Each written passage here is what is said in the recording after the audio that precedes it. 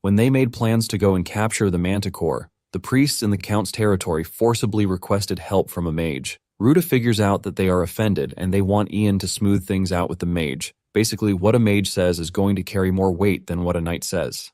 Ian thinks about it and realizes that it is not really a bad deal, and if he just calms down the sulking mage, they're going to get themselves a knight escort. Ian then agrees to the deal, and in no time, the group sets out on the journey. Traveling with the Knight Order was comfortable for Ian because the members of the Knight Order were all good people. It was completely stress-free. But there was something to complain about. Any opportunity that the Knights get, they are always asking him to study the Holy Scriptures with them. Ian is always saying no, but they are pretty relentless. Ruta then tells Ian that if he could hear the voice of God, he might actually become a cleric of the Order. A cleric is basically a church mage who uses divine mystery. Ian is interested in this because if he can get an opportunity to talk to God, he could ask why he was reincarnated and about the status window. Because of this, he finally decides to join in learning the scripture, and the knights are glad that he has finally changed his mind. Ian is invested in the scriptures when he suddenly hears a voice that isn't human in his head, and all indications point to divinity. Ian yells at the voice, asking him if he is God, and the voice taunts him, saying he might be on the right path. Ian then starts asking questions like, why did God reincarnate him into that world, or why there is even a status window? Ian screams at the top of his voice, but he gets ignored. Ian almost loses his mind when he realizes that he has just been aired, but he continues screaming, demanding that God return to him. The knights are forced to restrain him to try to get him to calm down. After this incident, Ian sits down with the Bible to study as if his life depends on it so he can have another chat with God. Even the knights who introduced him to the scriptures are left wondering if they had done the wrong thing at this point. In the end, Ian acquires a new skill, which is holy magic. This allows him to converse with the ruler of that world, which is basically the god of that world. However, Ian soon regrets his devotion because he starts getting notifications on the screen urging him to study the Bible better. He is informed that the more he studies, the happier God will be. The prefixes of the divine being are so long that it is obvious that the system is even glazing the divine being. Ian wonders if he was dropped into this world by the divine being just to be giggled at. Ian almost cries when he realizes that he has to raise his magic level to hold a conversation with God directly. Ian then concludes that he would have to find more mysteries to gather points so he can upgrade his holy magic. Some days later, they run into bandits, but before Ian can even do anything, the Knight Order takes down the bandits. They cut them down mercilessly while making sure that Ian is safe. Ruta walks up to Lucy, asking if she is fine, and she assures him that she is good. She asks Ruta if he is also good, and he mentions that no matter how old he gets, he can't be defeated by bandits. Ian then says he heard that the old man used to be a mercenary, and Ruta replies that he might not boast about it, but he made a name for himself in his youth. This is basically why he uses the alias Elder, because there are many who judge him by his name and try to attack him. Ian is surprised to hear this because this means that he is so famous that anyone would basically recognize his name. After wiping out the bandits, the Knight Order celebrates their win, and moments later, they arrive at where the road splits.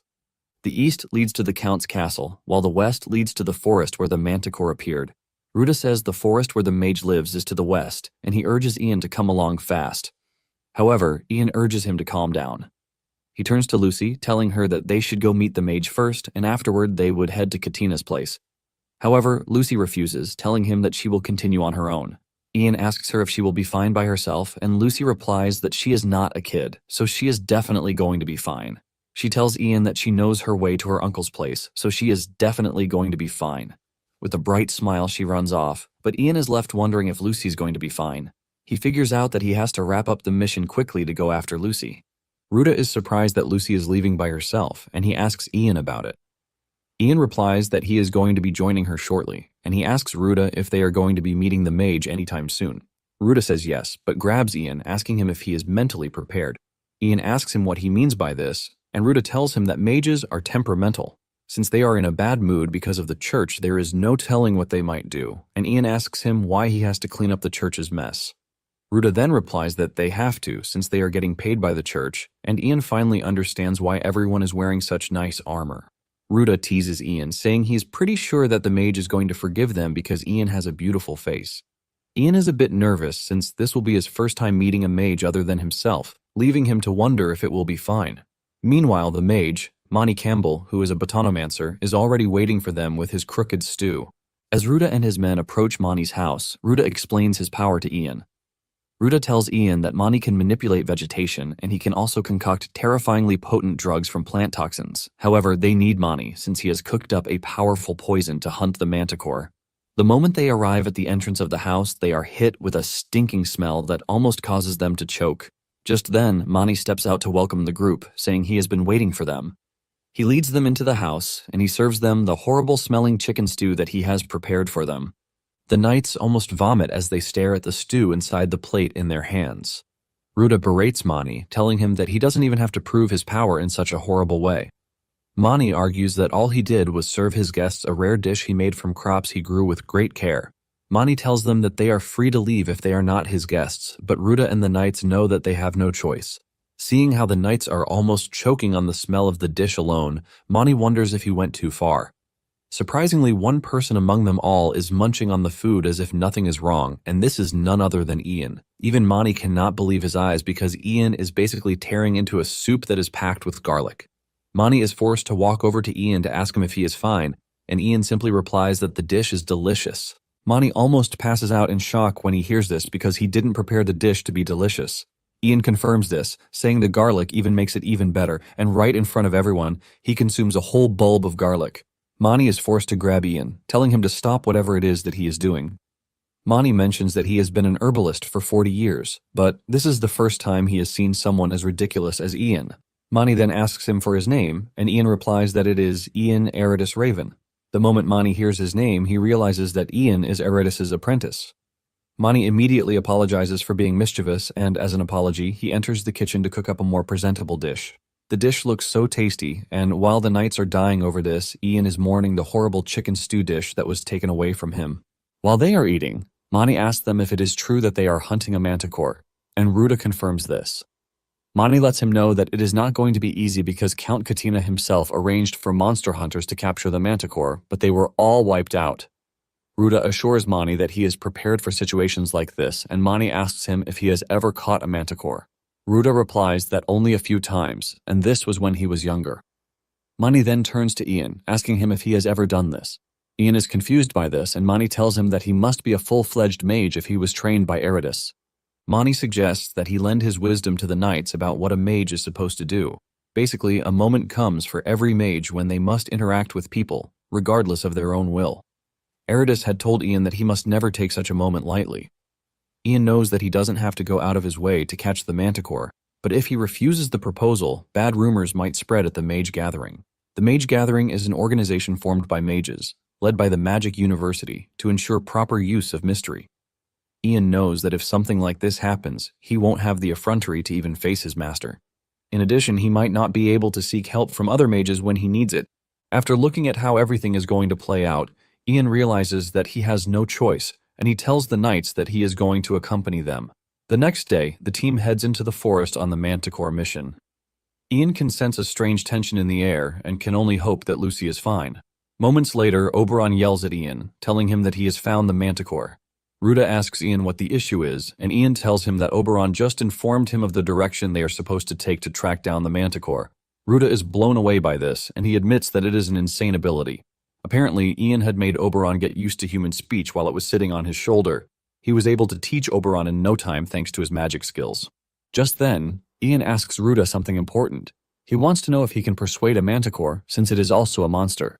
Ruta doesn't have an answer to this, but Mani cuts in, saying a manticore isn't the kind of creature one can talk to. Ian cracks down on Mani, asking him what he knows about summoning magic. Mani defends himself, saying he knows what a mystery is. Mani then tells Ian that he is even going to report him to Eridus even if he manages to persuade the manticore. Ian cannot believe that instead of praising him, he is going to tell his master. Suddenly, one of the knights calls their attention to the distance, telling them that the manticore is standing right in front of them. They look forward and realize that the manticore is looking their way, and Ruta tells the mages not to leave his side. Ruta reveals that he's already applied poison to all their weapons, and this is a poison that was specially developed by Mani. Ruta then orders his men to fire at the manticore, which they immediately do. To their dismay, the arrows bounce off the manticore's tough skin, leaving the knights confused about what to do. Ruta tells his men to attack again, but the manticore laughs at them before stepping out of the dark to face them. The laugh is so evil that even Ian becomes seriously worried. With the manticore now standing in front of them, they realize that they don't even have time to apply the poison properly. Just then, Ian screams at the top of his voice to get the manticore to notice him, and Mani is surprised that Ian actually did it. Once the manticore turns to Ian, it expresses its shock that a human dared to address it, which is quite rare. Ian then urges the manticore to stay calm while saying he is glad that he can actually understand him. Ian introduces himself, but suddenly the manticore mocks him, telling him to screw off. It even insults him, telling him to eat shit, and Ian yells at the manticore, asking it what its problem is. Surprisingly, the manticore reacts well to this, saying this is what it wants. It asks Ian what he wants, and Ian lets it know that he wants the skin of its head. The manticore laughs out loud, commending Ian for being an honest one. Just then, the manticore asks Ian to join forces with it to tear down the humans. The manticore shows how rotten it is as it talks about how enjoyable human meat is. In fact, it tells Ian that he is going to get plenty of golden women, and after Ian is done with the women, it is going to kill them. After hearing all the sickening things that the manticore has to say, Ian throws up right in its presence while flipping it off and calling it a piece of shit. Since Ian is not going to accept its proposal, the manticore leaps over him, telling him that it is going to wipe out everyone. As the manticore approaches the knights, Mani activates his magic to unleash giant roots to take over where the manticore is standing. Ruta yells at Mani, asking him what he's done. Mani replies that he just ate the manticore, but Ruta scolds him, telling him that there are knights close to the beast. Mani argues with Ruta, telling him to handle things the way he wants then. Ian and Ruta rush over to the other side and find the knights wounded. However, the worst has happened. Ian watches in horror as he sees Dietrich lying on the ground, fatally injured. Dietrich apologizes to Ruta for allowing the manticore to escape, but Ruta comforts him, telling him that it is not his fault. Ian stands there in horror, and for the first time he realizes that death is real in this world. However, he never thought he would get to mourn Dietrich of all people, and it dawns on him that everything he saw in stories has become a stark reality. Ian rushes over to grab Dietrich's hands, and he reminds him that he once told him that prayer and faith would make the heavens open. With tears of death in his eyes, Dietrich confirms this, and Ian suggests that they pray together. Ian starts praying, and he tells the ruler in heaven that Dietrich is their biggest fan. He asks if they are not going to do anything because Dietrich is about to die, and just then, Ian hears the voice of the heavens, telling him that if it is what he wants, they can give it a try. The knights are left in awe as Ian's hands start to glow, which is a sign of immense holy power. Suddenly, Dietrich finds himself in heaven with the goddess in front of him. Dietrich is left in shock, and the goddess welcomes him, telling him that she is happy to see him. Dietrich trembles in shock, and he bows his head to the goddess with the realization that he is in heaven. The goddess then tells him that there is something he must do. Dietrich asks what it is, and the goddess tells him that he must spread her will even further while helping the weak and bringing them happiness. Finally, the goddess tells Dietrich that he must help her apostle, Ian. After telling him her wish, she sends him off, and Ian opens his eyes and sees Ruta and the others. They are left in shock as Dietrich comes back to life, and Ian stands tall with pride, asking Dietrich how it feels to be back from the dead. Suddenly, Dietrich grabs Ian like a deity, praising him for standing as a medium between him and the goddess to save him. Ian cannot deny this, but knows he was only able to use holy magic because the goddess of the Heavenly God Church lent him her holy power. Ian then asks Dietrich how he knows this because it was the goddess who told him that he had to save him since he still has a lot to do. Dietrich is shocked because this is the same thing that the goddess told him. Dietrich immediately bows to Ian, addressing him as the apostle sent by the goddess. The other knights can't believe their eyes, and they assume that Dietrich is already losing his mind because there is no way Ian is an apostle. Moments later, Mani expresses his surprise that everyone almost died, but they appear to be full of energy. Ruta then suggests that they continue their hunt for the manticore, and the men agree to this in full capacity. Ian tells Ruta that he is going to send Oberon ahead to scout for them. Ian is determined to catch the manticore and defeat it because of what it did. Meanwhile, the manticore has made its way into town, and it's causing havoc. An old man and his son are seen trying to escape, but the old man slips from his son's hands. He falls to the ground, but before his son can turn around to get him out of there, the manticore has closed in on them. Instead of running off, the son grabs a fork and holds it toward the manticore, telling it to leave his father alone. Just then, the manticore shocks the dude by interacting with him in human language.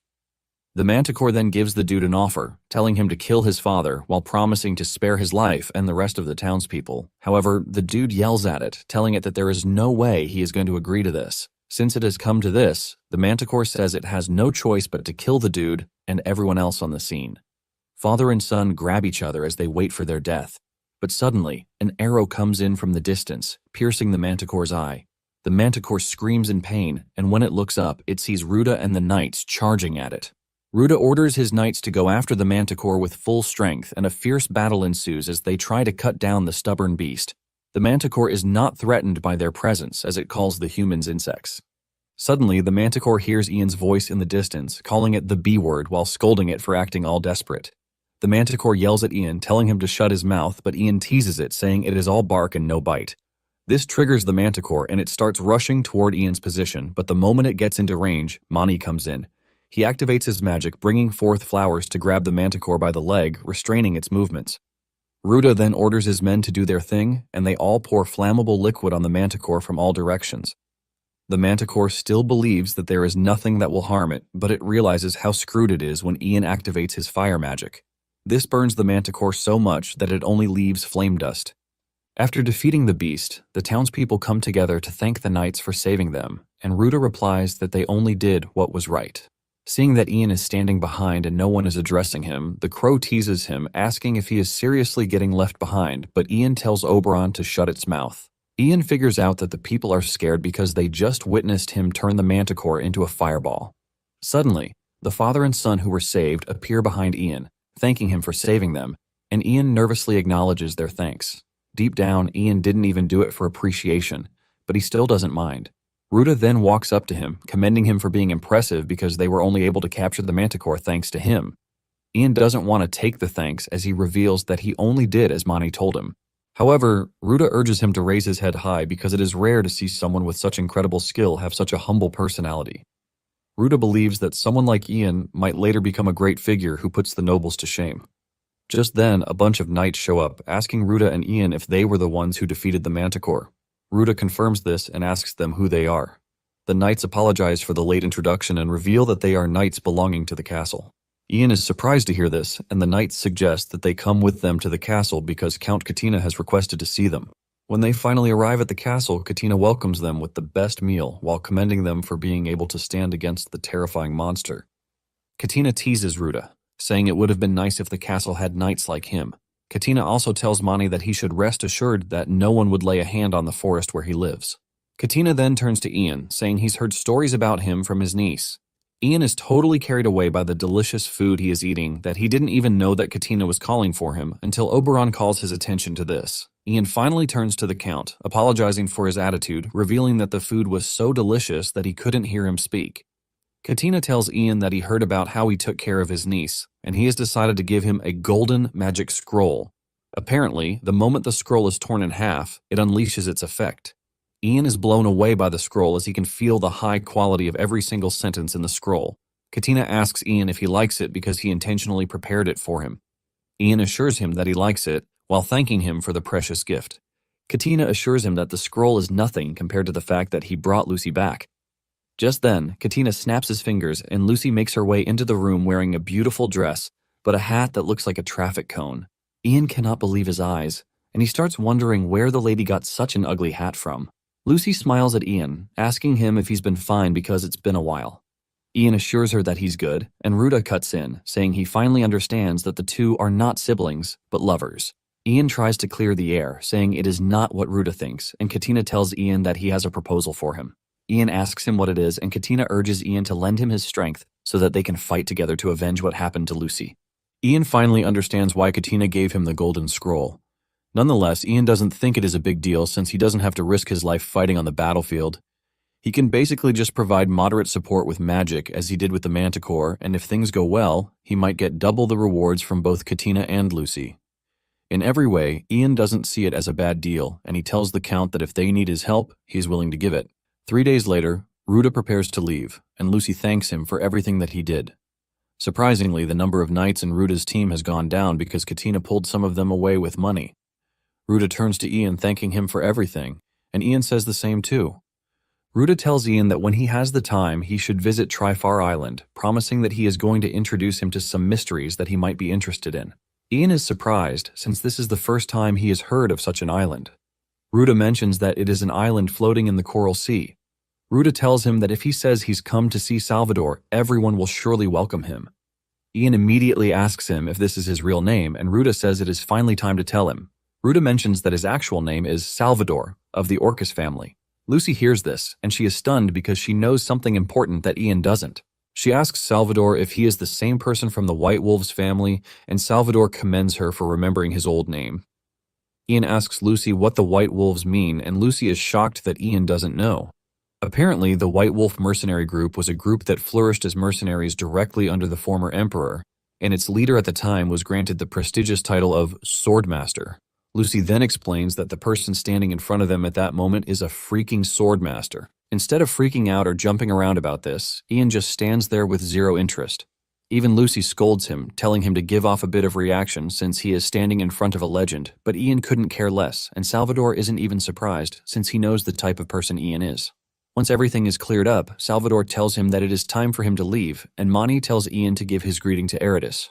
Dietrich holds Ian tight as he doesn't want to leave, but Ian lets him know that this is not goodbye. Ian and Salvador shake hands as they say goodbye to each other, and Ian assures him that he is going to come to Trifar Island once things settle down. After this, Katina gathers his army in preparation to go after the bandit Graham, who murdered his sister. Deep down, Katina doesn't think the whole situation is bad, because by using Lucy as a shield to secure her lands and having her marry one of his vassals, Katina aims to take full control of the Terrian territory. As he stands in front of his men, Katina motivates them, telling them of how he plans to pass judgment on Grime, the usurper. His men roar his name in agreement, and with this, it is evident that Katina has the support of his men. Later on at the military camp, the soldiers notice that Ian is boiling the spoon, and they assume that he is making spoon soup. Ian cannot believe just how dull these people are because he is basically sterilizing the spoon. Lucy asks him what sterilizing means, and he replies that it is some kind of mystery, since Lucy wouldn't even get it if he took his time to explain it. Before he knows it, the other soldiers show up asking him to boil meat with the spoon, but Ian yells at them, telling them that he is not making soup. Soon afterward, Lucy tells Ian that she has been thinking about the reward that she promised him, and Ian has even forgotten about it all. Lucy mentions that she was thinking of giving him gold, but from the look of things, he already has more than enough. This is why she thought of something else to make him happy, and what she came up with is the magic sword, a Norishil. She reveals that the sword was a gift to the first Baron Tarian from the fairies. She reveals that the tale goes that the Baron fell in love with a fairy, and taking up the sword, he became the savior of the fairy realm. Lucy is narrating the tale with great excitement, but Ian is not really impressed. Ian asks Lucy why her family couldn't use the sword to attain greater heights rather than remain a barony. Lucy then reveals that this was 400 years ago, and it appears that a Norishil is buried in the first Baron's grave. Ian is shocked to hear this, and Lucy continues by saying they would have to dig up the Baron's grave to get it.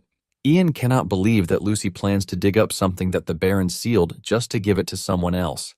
Ian is blown away by the lack of morals, and when he finally speaks up, he tells Lucy that it appears that the sword is pretty valuable, so it would be better if she uses it for her family. In fact, he says it would be better if they just continue to use it to boast forever.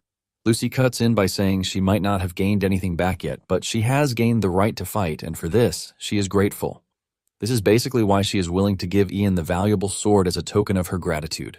Lucy stands up in anger, calling Ian an idiot for not being able to read the room, and she rushes off. Ian is left wondering if he took things too far, and just then Katina shows up, telling Ian that he has a favor to ask him. Later on, some mercenaries are seen extorting a villager for his things, and suddenly they spot Oberon on a tree branch. This immediately tells them that Ian is in the area, and before they know it, Oberon announces Ian's arrival. They are still freaking out about a talking crow when Ian appears on the scene with a look of disgust on his face. It turns out that Ian is there because of the favor that Katina asked of him. Apparently, Katina told Ian that he wants him to stop the misdeeds of the mercenaries in the town.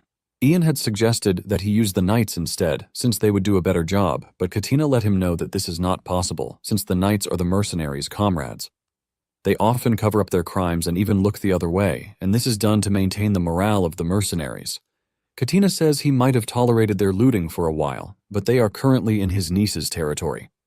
Katina tells Ian that if he gives the mercenaries a warning, they should start watching their behavior. To follow up on the request is why Ian tracked down the mercenaries to scold them. Just at the mere sight of him, the mercenaries are already shaking. He threatens to finish them off as punishment, but the mercenaries beg him, telling him that it won't happen again. After this, the mercenaries became such good guys that they were even scared of coming outside, since they believed that Ian would kill them if he saw them. Katina and Lucy were overjoyed when they heard the news, but suddenly, another thing happened. Katina learns from his knight that to the usurpers, their army is no longer a threat. Ian is surprised to hear this because they have the larger force, and the knight replies that this is because their army is completely harmless. He explains that if the army had looted the territory, the people of the territory would have made a fuss for Grime to stop the invasion. However, thanks to their peaceful march, Grime has bought time to gather his forces. In addition, since their army cannot move as they wish, morale has dropped significantly. Ian realizes that it has truly become a complicated situation, and the knight asks Katina if he is going to permit looting now. Katina turns to Ian, asking if there is no way forward to this, and he replies that there might be a way. Katina and Lucy immediately start begging Ian to tell them the way forward. Later on, Ian is seen at a farmer's house. After being disturbed by the crow's noise, the farmer steps out, and Ian asks him if he is the owner of the wheat field. The farmer arrogantly asks Ian who he is, and the mercenaries standing behind Ian introduce him to the man. The man immediately falls to his knees, begging Ian to forgive him because he didn't know that he was standing in front of such a famous person. Ian then tells the farmer that the wheat in the field is already bad, and the farmer asks him what he means by this. Ian immediately puts on an act, revealing that evil has eaten deep into the land. He says the soul of the first baron of the land whose land has been unjustly taken is furious. With fear creeping through the farmer's body, he asks Ian what he should do about this. Ian continues with the act and then tells the farmer that Lucy must inherit the throne of her ancestors for the anger of the gods to subside. After delivering this fake message that he made look so real, Ian runs off to another farm to do the same. With this, everyone starts believing that the territory will perish because of Grime. Before Ian knows it, the rumor starts spreading everywhere and the people start to show their distrust toward Grime. They all come together to ask for Lucy's ascension to escape the calamity. Thanks to this rumor, the Count's army was able to raise its morale and they headed toward Grime's location. Sometime later, some mercenaries show up to voice their displeasure to Katina, telling him that they have no wish to stand on an honorable battlefield. Katina asks them what they mean by this, and they tell him that Ian is spreading rumors that the town is cursed. They fear that Ian is inviting a curse upon them, and if they stand around a mage like Ian, their honor will be trashed. Ian defends himself, saying a curse is nothing more than a lie, and he can't believe that they are taking the rumors he spread seriously.